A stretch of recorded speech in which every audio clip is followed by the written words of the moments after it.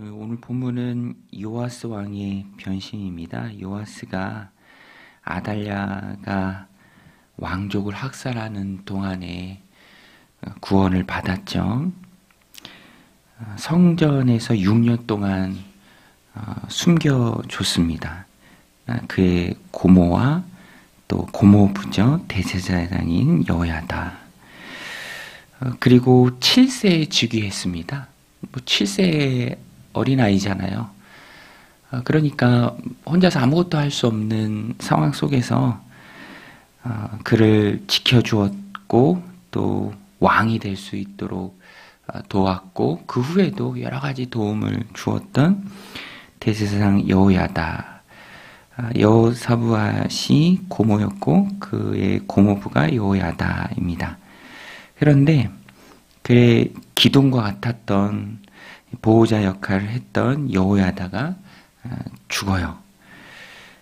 17절입니다. 여호야다가 죽은 후에 유다 반백들이 와서 왕에게 절하매 왕이 그들의 말을 듣고, 뭔가 좀 잘못되는 듯한 그런 뉘앙스를 주는 말씀이죠. 실제로 그랬습니다. 여호야다가 죽은 후에는 요아스가 믿음과 신앙 안에 머무르지 않고 그렇게나 그를 위험에 빠뜨렸던 그의 할머니 아달랴가 섬기던 우상들을 다시 들여옵니다.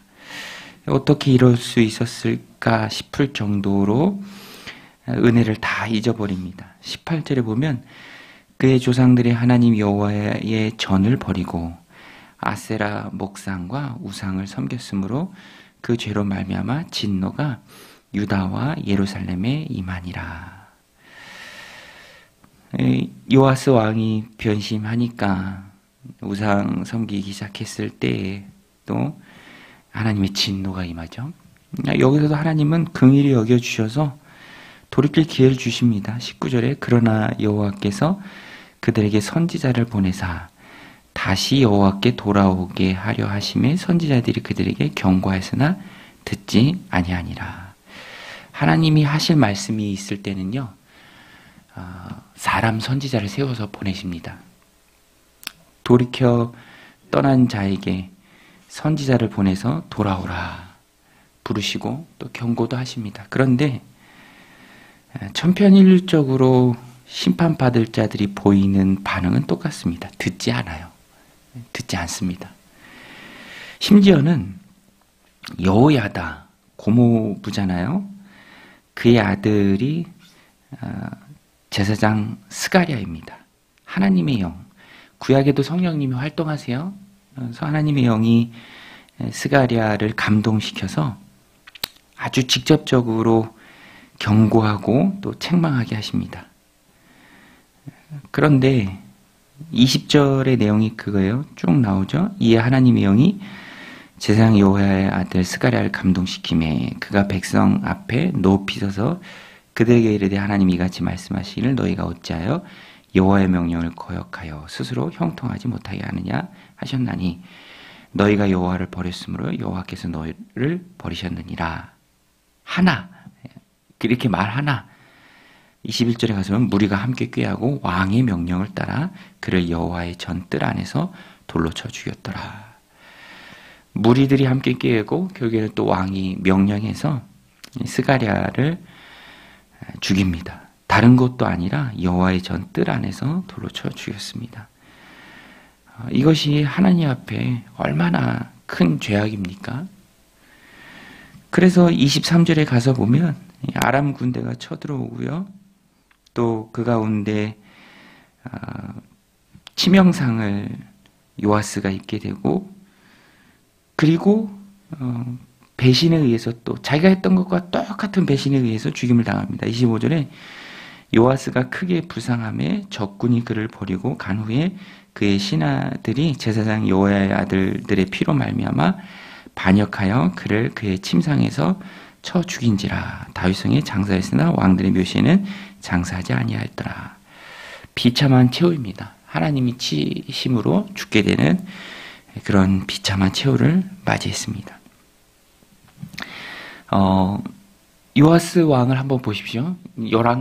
역대기가 왕들의 이야기잖아요. 요아스, 아달랴가 손자들을 다 학살하는 과정에서도 다윗과의 언약을 기억하신 하나님께서 그 등불이 꺼지지 않도록 아기 때, 1살 때 성전에서 숨깁니다. 되게 큰 은혜죠. 다 죽어나가는데 본인만 살았어요. 그리고 그 은혜의 통로가 바로 여호야다입니다. 고모부예요. 고모부. 또 사촌들. 그런데 이것을 다 잊고 받은 은혜를 다 잊고 너무너무 안타까운 모습이죠. 22절에도 보면은요. 요아스 왕이 이와 같이 스가랴의 아버지 여호야다가 베푼 은혜를 기억하지 아니하고 그의 아들을 죽이니 그가 죽을 때 이르되 여호와는 감찰하시고 신원하여 주옵소서 하니라. 이 정황을 보면은 스가랴도 죽이고 또 그의 아들들도 죽였던 것 같아요.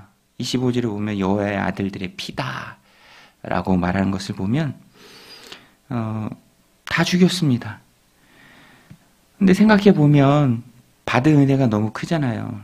7세에 즉위할 때까지 노심초사하면서 성전에서 그를 숨겨주고 살려준 사람이 바로 고모부인데 어떻게 하다가 이렇게 요아스가 망가졌을까? 성전도 수리하고 또 하나님 앞에 받은 은혜가 너무 큰 왕이었는데 어떻게 이렇게 망가졌을까? 내용을 보면은요, 분명하게 성경이 꼬집고 있는 게 있습니다. 17절에 보면 여호야다가 죽은 후에라고 되어 있죠. 여호야다가 죽은 후에. 신앙의 뿌리가 요아스에게는 없었습니다. 그냥 기대는, 좀 나쁘게 표현하면 기생하는 신앙, 자기 신앙이 없어요. 그러니까 의지했던, 그냥 기댔던 여호야다가 죽으니까 자기 신앙도 죽어버린 거예요. 스스로 설 수가 없습니다. 신약에 와서 보면 예수님이 해주신 비유가 있죠. 옥토의 비유인데 거기에 보면 두 번째 밭이 돌짝밭이잖아요. 뿌리가 내리는 것 같은데 돌 때문에 뿌리를 깊게 내리지 못합니다. 햇빛이 쨍할 때 말라버려요. 열매 맺지 못합니다. 그냥 시들어버려요. 햇빛이 쨍하게 내릴 때가 있어요. 이 본문에 보면은 여호야다가 죽었을 때, 의지했던 대제사장 죽었을 때 같이 말라버립니다. 문제는 그때 또 아첨하는 사람들이 생겨요. 17절에 여호야다가 죽은 후에 유다 방백들이 와서 왕에게 절하매. 막 높여주죠. 유다 방백들이라는 것은 권력자들입니다. 그러니까 왕이 어떻게 합니까? 그들의 말을 듣고 계속해서 사람들의 말을 듣습니다. 21절에도 무리가 함께 꾀하고 왕의 명령을 따라. 그러니까 아첨하는 사람들, 자기 신앙이 없고 신앙의 뿌리가 없으니 그들의 아첨과 말에 휘둘립니다. 그러니까 다 잊어버려요. 자기에게 큰 은혜를 베풀었던 여호야다의 아들 스가랴도 성전 뜰에서 죽이고 자기가 철저하게 끊어냈던 우상들 다 끌어오고 신앙의 뿌리가 없다라는 게 얼마나 위험한지 오늘 말씀을 통해서 우리가 깨닫습니다.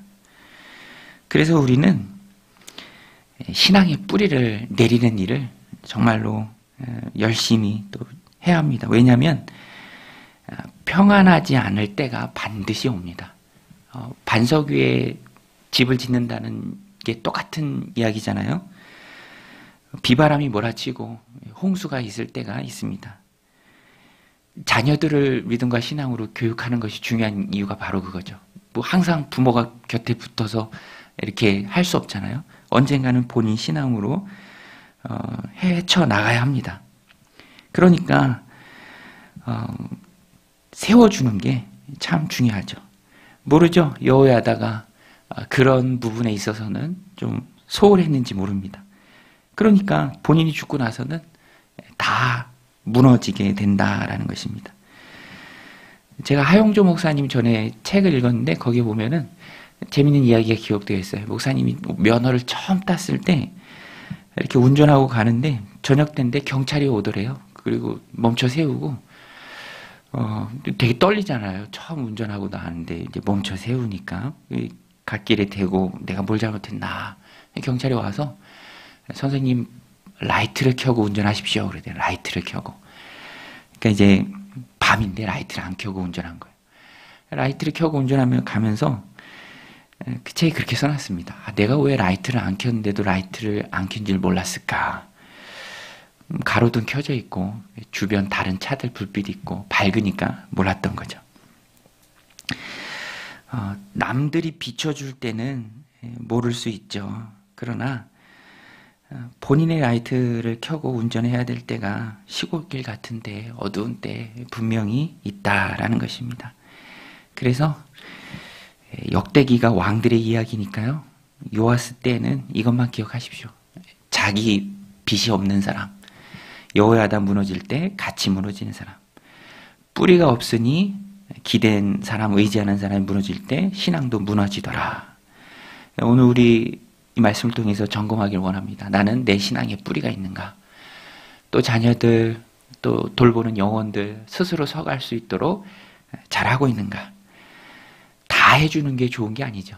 스스로 설 수 있도록 뿌리 내릴 수 있도록 도와주는 게 좋은 것입니다. 그래야 이 요아스처럼 무너지지 않는다라는 것입니다. 폭풍 후 몰아칠 때가 있고요.